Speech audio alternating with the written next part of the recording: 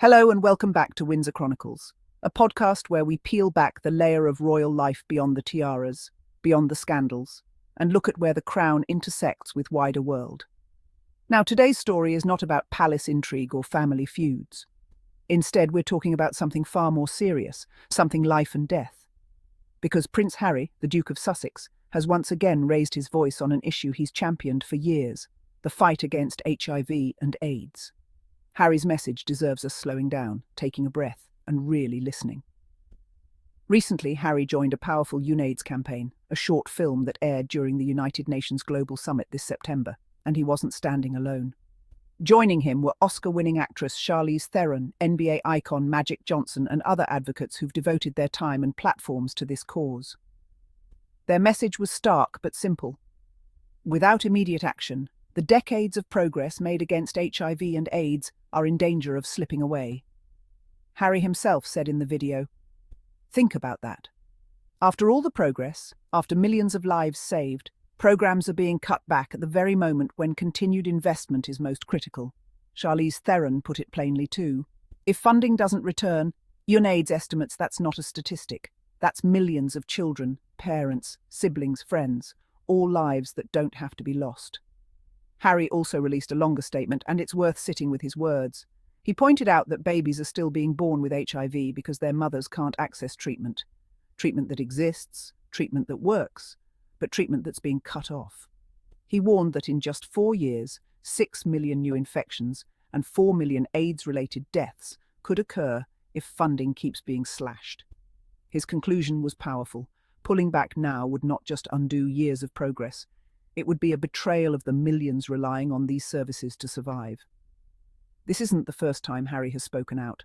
In fact, his connection to this issue goes back decades. Remember his late mother, Princess Diana?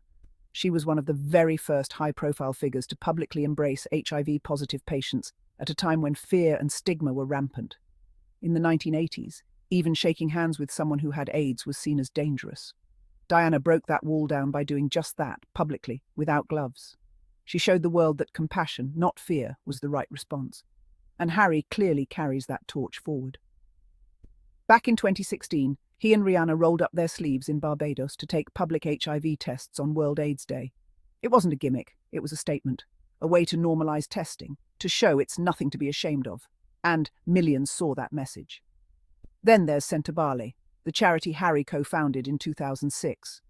Its mission has been to support children and young people in Lesotho and Botswana, many of them orphaned by HIV, many living with the virus themselves.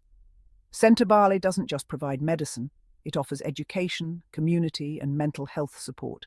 It gives kids a future that otherwise might not exist. So when Harry speaks now, it's not just another celebrity lending a quote. It's someone who has been consistently present in this fight for nearly 20 years.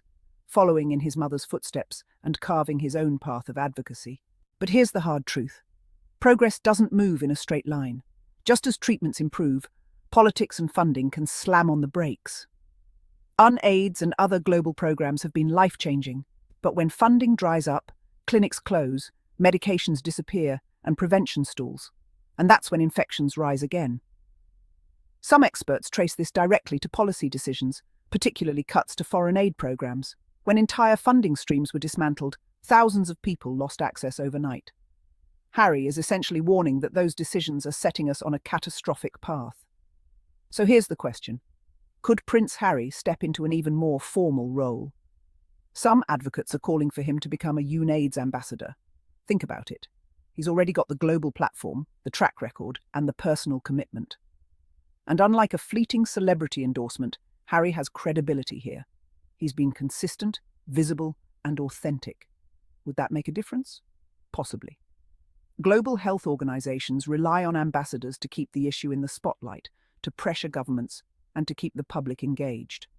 And Harry is one of the few royals, former or current, who has built an identity rooted in humanitarian causes. But at the end of the day, this isn't about titles or headlines. The message is urgent. HIV is still here. Treatments work. Prevention works, lives can be saved, but only if the world chooses to sustain the investment.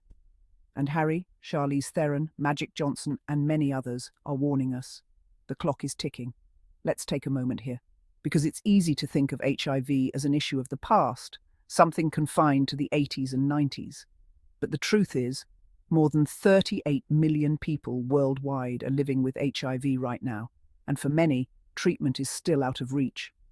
Every cut in funding isn't just numbers on a spreadsheet, it's clinics that shut their doors, mothers who can't protect their babies, communities left vulnerable. And here's something worth reflecting on.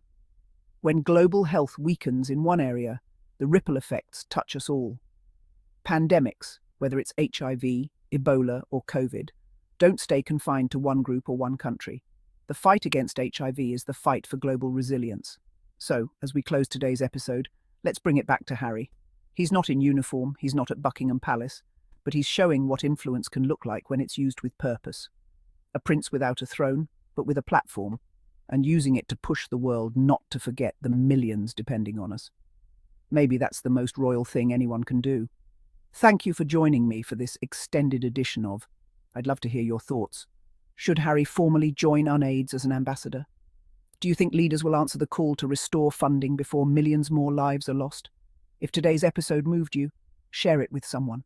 Awareness matters, and conversations like these can spread far beyond this space. Don't forget to subscribe for more stories at the crossroads of royalty and real-world impact. Until next time, stay curious, stay compassionate, and stay tuned.